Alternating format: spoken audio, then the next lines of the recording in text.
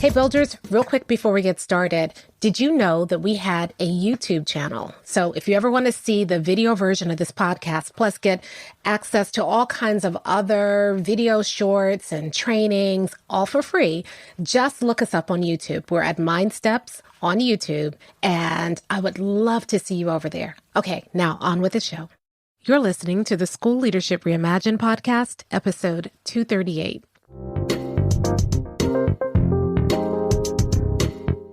How do builders like us make a dramatic difference in the lives of our students in spite of all the obstacles we face? How do you keep your vision for your school from being held hostage by resistant teachers, uncooperative parents, ridiculous district policies, or lack of time, money, or resources? If you're facing those challenges right now, here is where you'll find the answers, strategies, and actionable tips you need to overcome any obstacle you face. You don't have to wait to make a difference in the lives of the people you serve.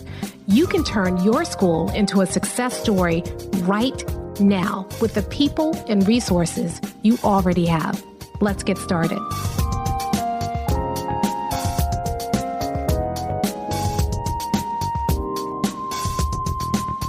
Hey builders, welcome to another episode of the School Leadership Reimagined podcast. I'm your host, Robyn Jackson, and I want to ask you a question. What do you think when I say this? Any teacher can become a master teacher with the right kind of support and practice. How does that make you feel? What's your first reaction? Well, if you're like a lot of leaders that I've met over the course of my career, your first reaction is rejection. Of course not. That's not possible. I've met too many teachers who have struggled. Some people just shouldn't be teaching. That's the reaction that I typically run across. But the challenge is this: if you're going to get to 100% success, you need master teachers, right? The definition of a master teacher is a teacher who is able to help every student be successful. So it's kind of hard to have a vision for 100% success unless you also have a vision for every one of your teachers becoming a master teacher. Now, when I sit down with people and I show them how it's possible and I lay it out step by step, how to do that, how to achieve that, they still don't believe me. Even though when we map it out, they see it in front of them, they still don't believe me. And so I really want today to tackle that. Why is it that we don't believe that? We might be able to bring ourselves to believe that every child can be successful, but when it comes to the adults in the building, we're skeptical. And I think I've figured out why. So today I want to talk about why we don't believe it. And hopefully in doing so, I can break the false belief that you can't help every teacher become a master teacher. And then over the next series of podcasts, I'm actually going to break it down a little bit further and explain exactly how you can help every teacher become a master teacher. And it's much simpler than you think it is. So let's start out with why people don't believe it. And maybe you too have your doubts, especially if right now you are struggling with a particular teacher or you have been struggling with that teacher for several years. You may have done everything that you were trained to do. You may have given that teacher feedback. You may have given that teacher resources. Maybe you had an instructional coach work with the teacher. Maybe you coached the teacher yourself. You might have gone into that teacher's classroom and demonstrated lessons. You might have broken things down to what you thought was the simplest, most basic thing. And yet that teacher is still struggling. Now, maybe that teacher is struggling because they don't want to get any better. So their struggle is more of a will problem than a skill problem. They're resistant to your feedback. Maybe that teacher is struggling because even though they're receptive to your feedback and your support, they just don't get it. And you are frustrated because you're explaining things as best as you can, and they're trying, it's just not working. And you begin to think, maybe they're just not cut out for teaching. Well, if you're feeling that way, I get it. The way that we were trained to move teachers' practice is inefficient and ineffective. There, I said it. It is because the reason that we struggle with so many teachers is we are using the things that we were trained to use, and they just don't work. I mean, think about it. When you do something like go and model a lesson without doing the prep work, without doing the deep work with the teacher first, then all the teacher's really gotten is a glorified sub. Even if they watch you perform teaching for them, it doesn't translate. Let's say that you are giving the teacher resources. When you give a teacher resources, you are making some assumptions about that teacher's ability to digest the resource and then apply it to their practice. And those assumptions may or may not be true. When you go in and coach a teacher without thinking through where the teacher is and differentiating your coach for that teacher, for the level where that teacher is right now, a lot of your coaching goes over the teacher's head. So basically, you're wasting time because you're coaching teachers at a level that they're not ready for yet. So a lot of how we have been trained to support teachers is inefficient and ineffective. So it's no wonder we don't believe that all teachers can become master teachers because we've never seen it. It's no wonder that we don't believe that we can significantly impact the practice of any teacher in our building because we've tried before, we've worked hard before, and it has never happened. But here's what I'm going to propose to you today. The reason that it's never happened is because the way that we have been trained to support teachers isn't designed to help teachers get to mastery. In fact, the way that we've been trained to support teachers is more about us than it is about the teachers and the kids. You see, the way we've been trained to support teachers makes us feel like we are doing something. We take strategies that we don't fully understand and we apply it to a teacher, and then we feel like we've done everything we could to help the teacher, when in fact, we've just been wasting everybody's time. The strategies that we are taught to use and that fly-by-night workshop that our district hosted for us at the beginning of the school year where they bought in the guru. And trust me, I used to be the guru. I used to be the person they bought in. That is not enough to move teachers' practice. The big problem is that we are focused on strategies to change teachers' practice without really understanding what good instruction is in the first place. Now, y'all, some people are going to get mad at me, but I would argue that we don't really understand what good instruction is. And because we don't understand what good instruction is, we can't help people get better at instruction. Until you understand what good instruction is at the fundamental level, you can't help somebody get better at teaching. So what most administrators do is they have a grab bag of strategies that they've been told will work, and they just throw it at a teacher and hope one of them sticks. Or we tell the teacher what worked for us rather than paying attention and understanding what will work for that teacher. There's an old kind of story. I don't even know if it's true, but the story is there was a senator and he was asked what the definition of porn was. And the senator said, "I know it when I see it." Well, a lot of us treat effective teaching like porn.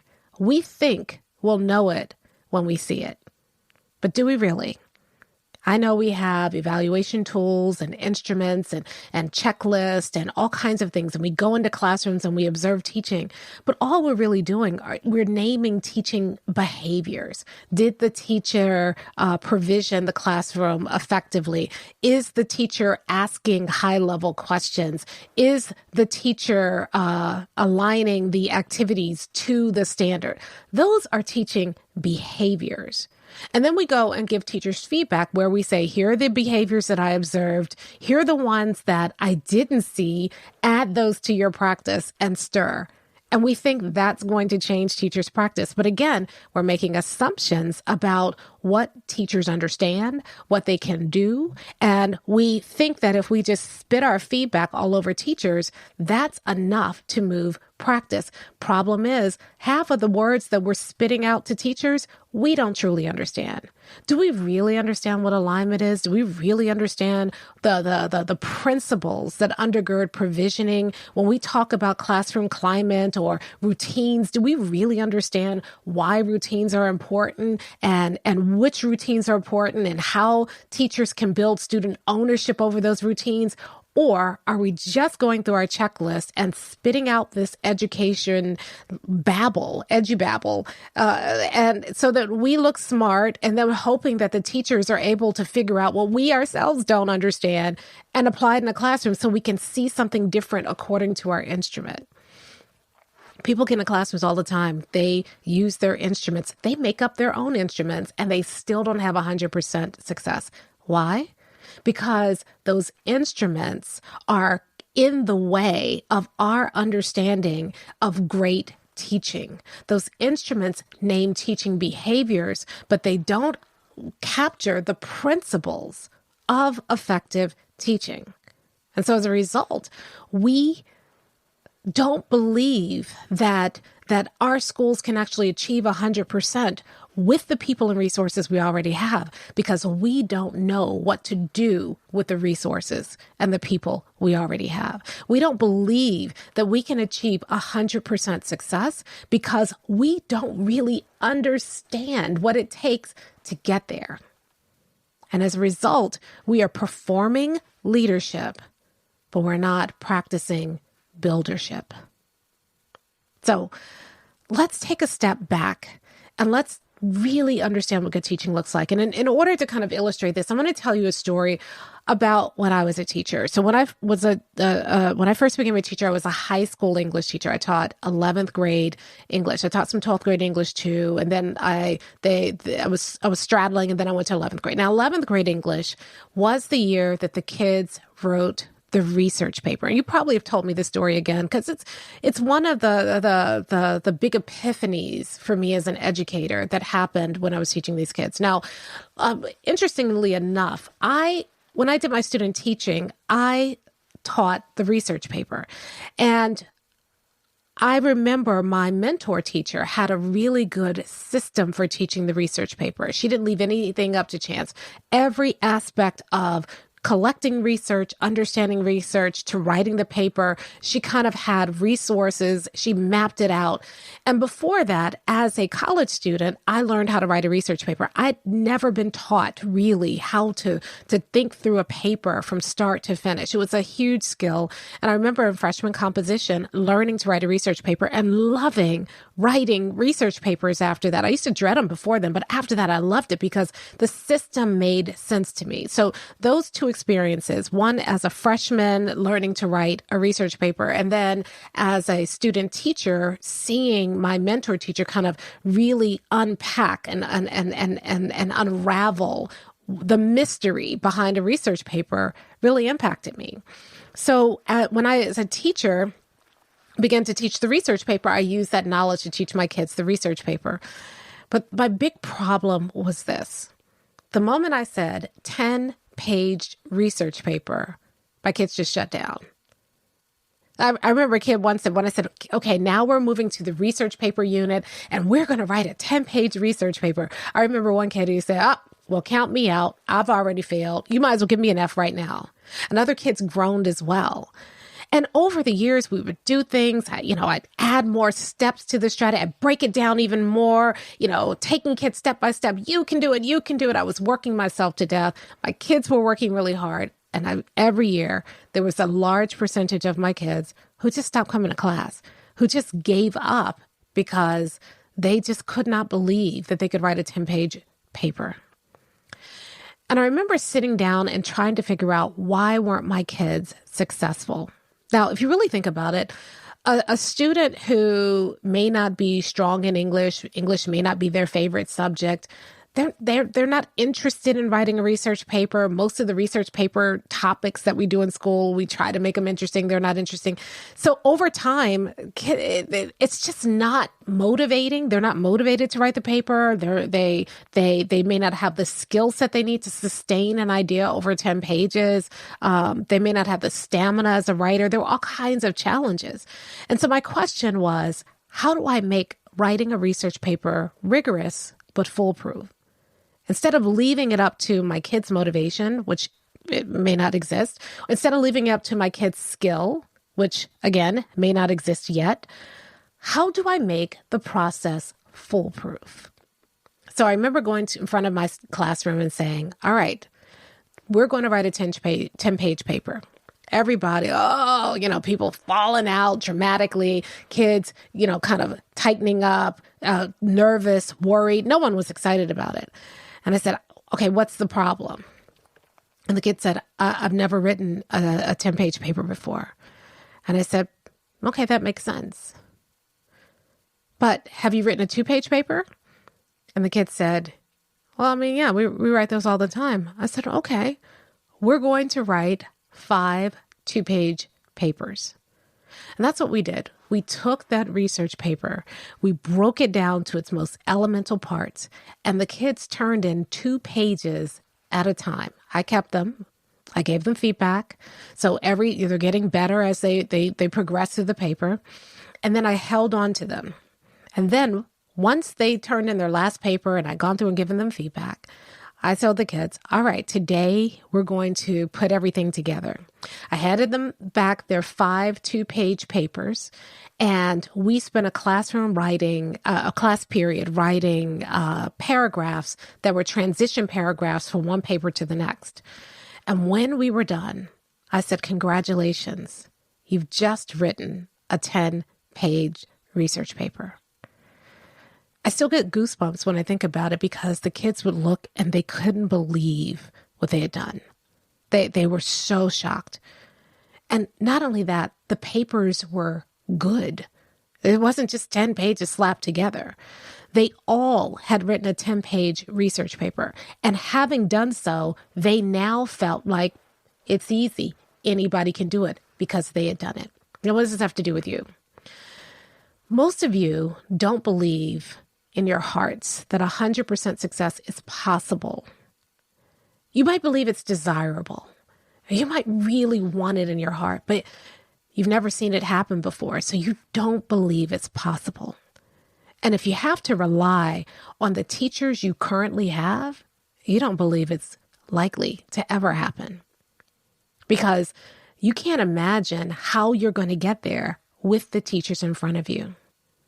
If that's you, I don't condemn you. It's perfectly reasonable. You've never done it before. You've never seen it happen before. So it's reasonable for you to believe that it's not possible. So what we have to do in order to get your school moving, because again, if you don't believe it's possible and you've never seen it happen, how do you think your teachers feel? So when you share this vision with your teachers, they have even less faith in it because they also don't believe it's possible. They may not have ever experienced it. How many of your teachers have ever experienced having an entire class of students at or above grade level? How many of your teachers have ever really, truly experienced having an entire class of students earning nothing below a B minus? Probably never. So you don't believe it's possible because you've never had the experience. Your teachers don't really believe it's possible because they've never had the experience. And both beliefs are absolutely reasonable, right? It is not, you're not crazy to think, is this really possible? Because again, you haven't experienced it personally, and you may not know anybody who's experienced it personally. And even if you did know someone who has made it happen or experienced it personally, you might think, well, that person's a unicorn. It can't happen for me, right? So if you're feeling that way, it's totally normal. The challenge that you have is you have to create the belief. And the thing that keeps people from getting started so often is not that they don't have the will or the skill. They don't have the belief. So just like with my kids who could not believe that they could do a 10-page paper, the way you create the belief is you anchor the belief in something they already have experienced, something they already do believe, something that they already do see as fact. So if you think, I can't get to 100% success, okay, well, you've never experienced it. That's reasonable. Have you ever helped any student be successful? We all have that one student. Have you ever helped a student that everybody else thought was impossible, but you persevered with that student and figured out how to help that student be successful? Yeah. So you've proven that you can do it with one kid. Yeah. All right. So then let's figure out how to make it happen at scale. Hey, Robyn here, and I just want to break in real quick to ask you a huge favor. You see, I want to get the word out to everybody about buildership, and I could use your help. If you're really enjoying this episode, would you mind just going to your podcast platform and leaving a quick review?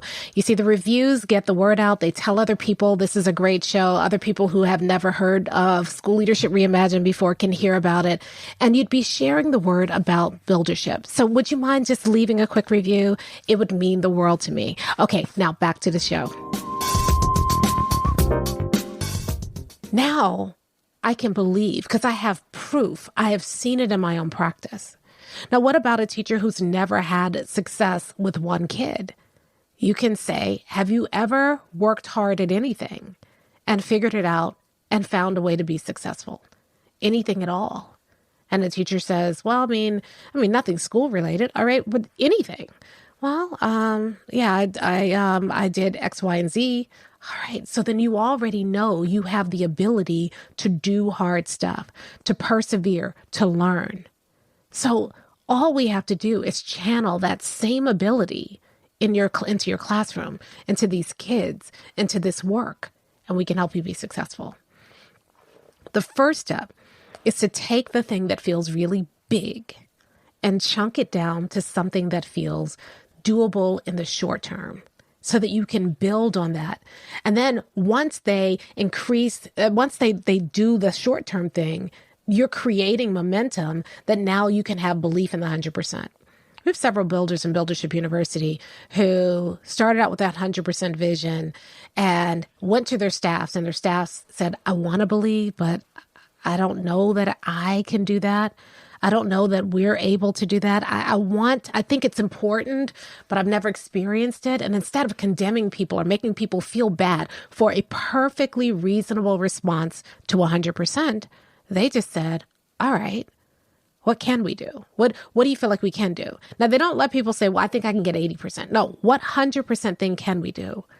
I think about Francina, one of our builders, and she started with, well, okay, she wants 100% of the kids on grade level. And so the first thing she said was, well, okay, well, what can you do? And they said, can you get 100% of your kids to meet their goals? And the teacher said, I can do that. And that was her first step. And that was enough to help her school shoot to the top of her district, just helping 100% of her kids meet the goals. Once she did that, the staff was like, all right, we've done that. That was easy. We can do 100% of our kids on grade level. That's what you want. So the same way that at the very beginning, I took that 10-page paper and I said, all right, let's do it 2 pages at a time. Because you already know how to do a 2-page paper. You need to think about, okay, if we want 100% of our kids reading, well, let's start out by thinking about what 100% thing can we do right now? And how do we stack those 100% victories until we get to 100% of our kids reading at or above grade level? Take it, connect it to something that you know you can do. Do that thing. Now, you can't say, well, I think we can get to 50%. Now, you fall into the same trap that you've been in as a leader. It has to be 100%, right? But you're teaching people how to think in 100% leaps. Okay, so that's the first lesson. Find something that they already can do, connect it to that, create 100% success there, and then start building 100% success after 100% success until you reach the ultimate vision for 100% success for your students in your vision. Okay, number one. Second lesson from that research paper.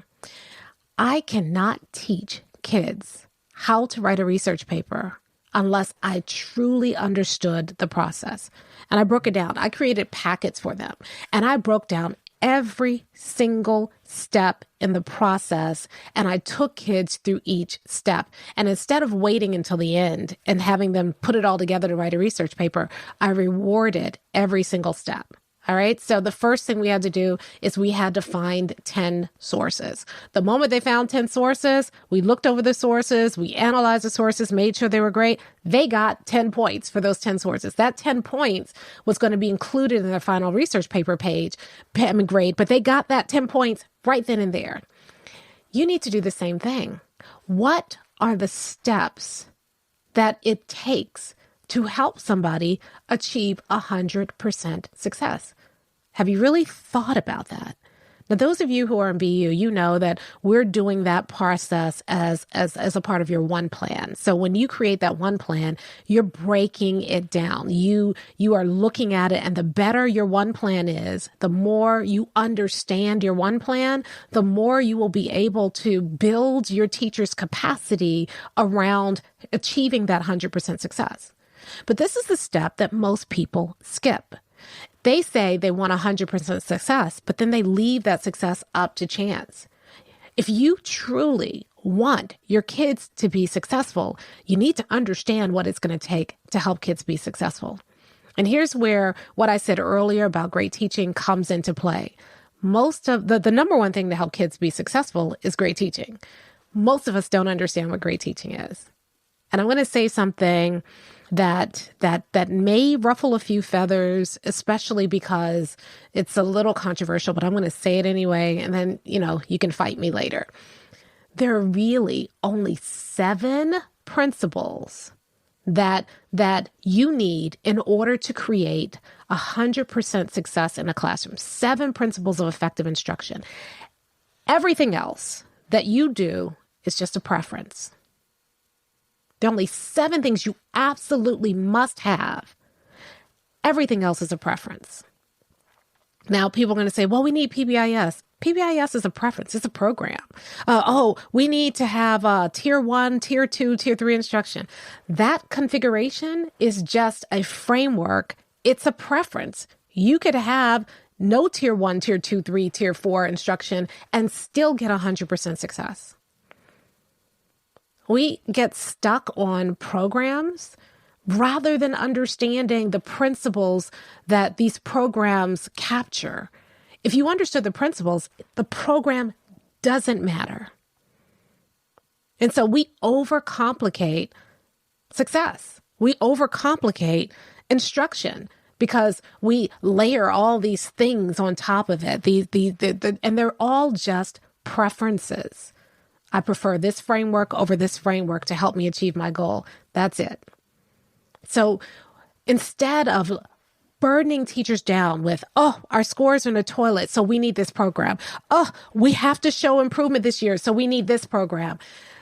We are making effective instruction so inefficient. We never give teachers time to learn anything. We throw all these programs at them, and we don't even understand why the program works in the first place.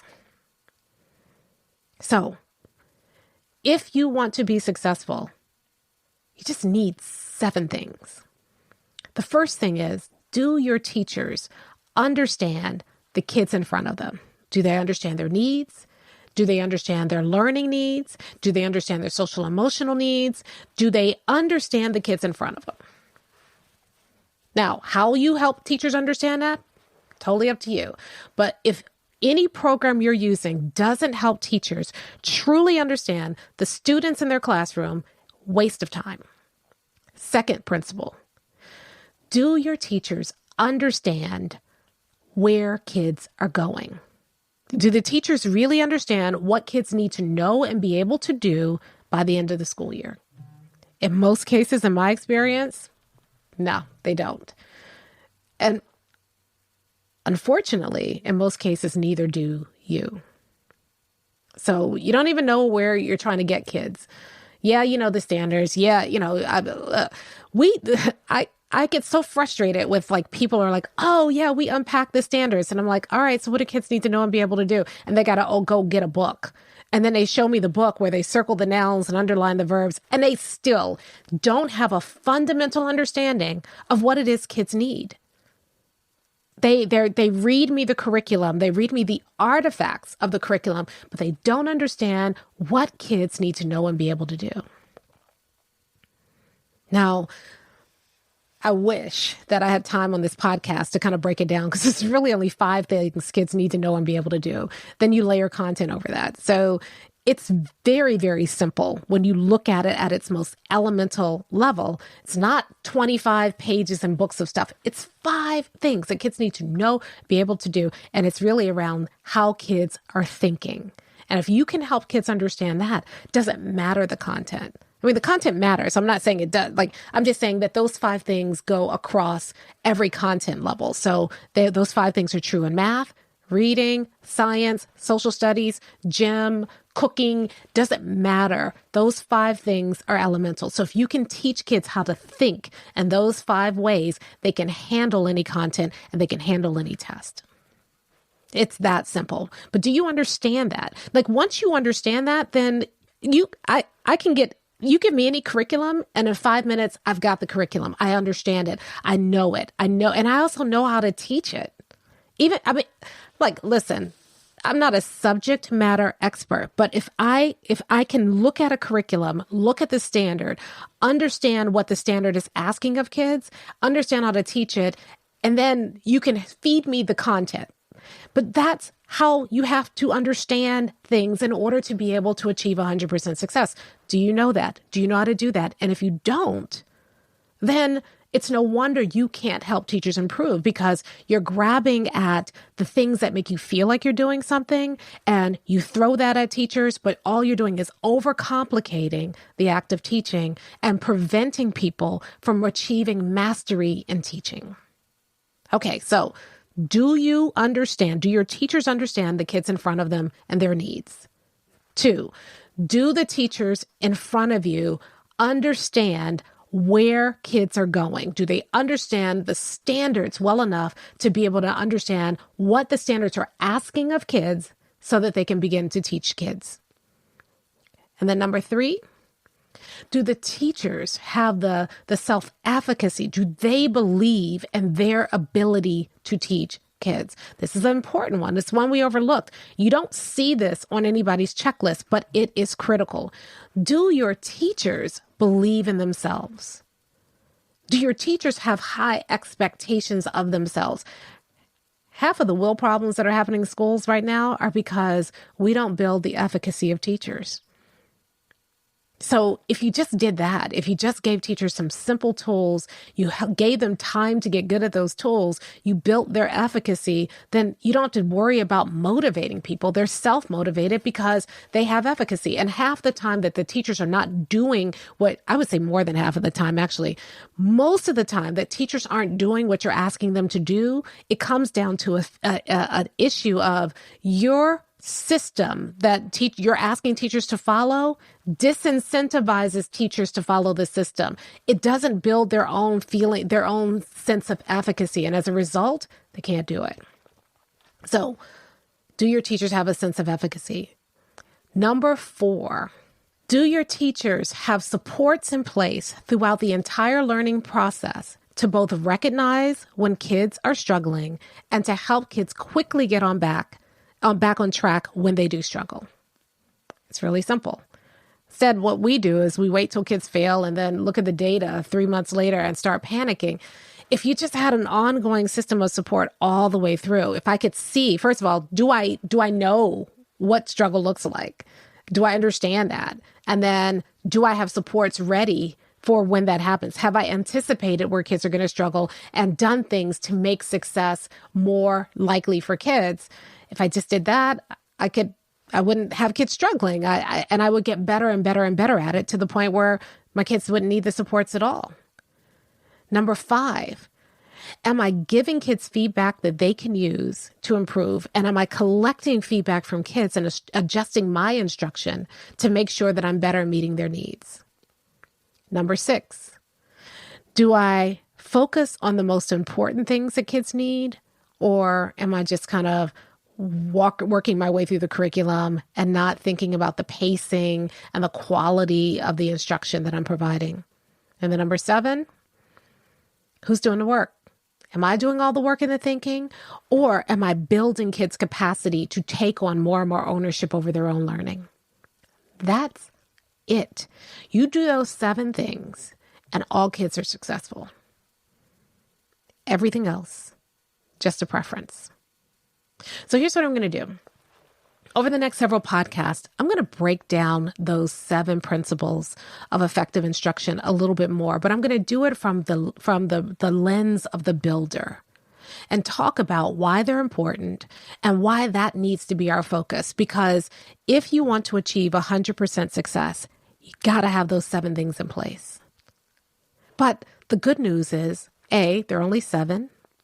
B, once you understand the principles, teachers' teaching style, all that other stuff doesn't even matter. So teachers are free to teach in ways that make sense for them and for their kids, and you don't have to micromanage all of that.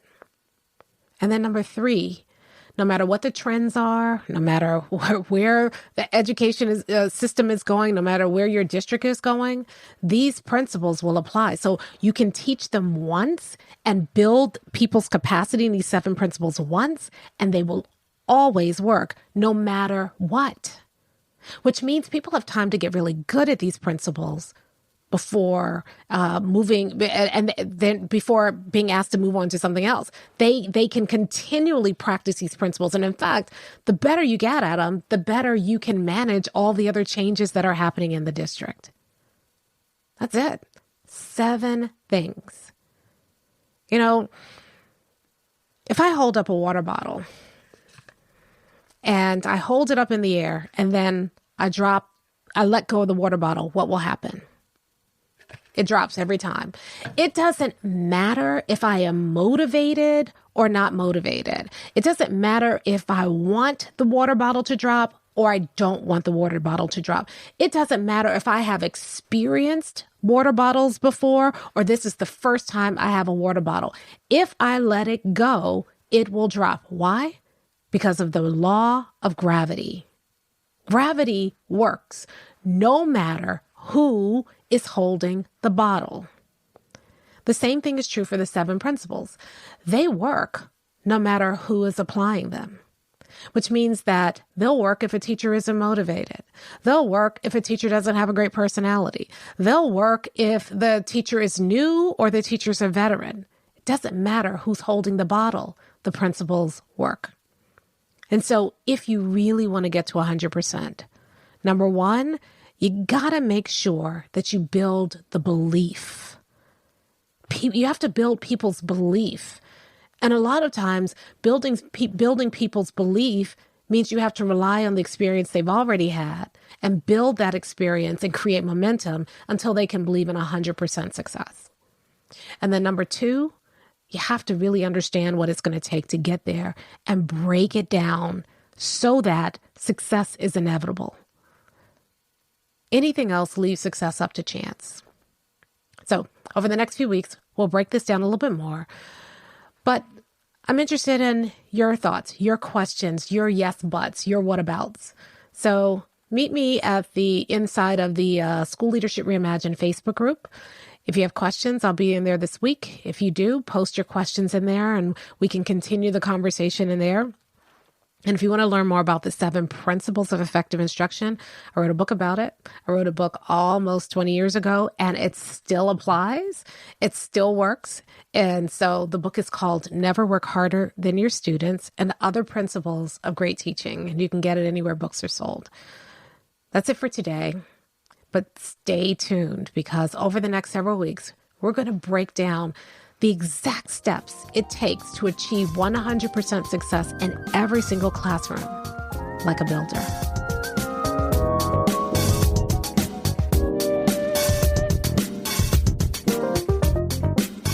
Hey, if you're ready to get started being a builder right away, then I want to invite you to join us at Buildership University. It's our exclusive online community for builders just like you, where you'll be able to get the exact training that you need to turn your school into a success story right now with the people and resources you already have. Inside, you'll find our best online courses, live trainings with me, tons of resources, templates, and exemplars, and monthly live office hours with me where you can ask me anything and get my help on whatever challenge you're facing right now. If you're tired of hitting obstacle after obstacle and you're sick of tiny little incremental gains each year, if you're ready to make a dramatic difference in your school right now, then you need to join Buildership University. Just go to buildershipuniversity.com and get started writing your school success story today. Hey, this is Robyn, and thanks for listening to the show. Now, if you really enjoyed the content, would you do me a favor and share it with somebody else? All you need to do is pull out your phone, click on the little 3 dots next to the show, and you'll see an option there to share the show. Click that and send it to somebody else who could really benefit from what you learned here today. Not only are you going to look like a rock star, but you're going to be helping out somebody else who really could use this information. Plus, I will be so grateful. So just go ahead right now, click on those 3 dots and share the show. Thanks for listening, and I'll see you next time.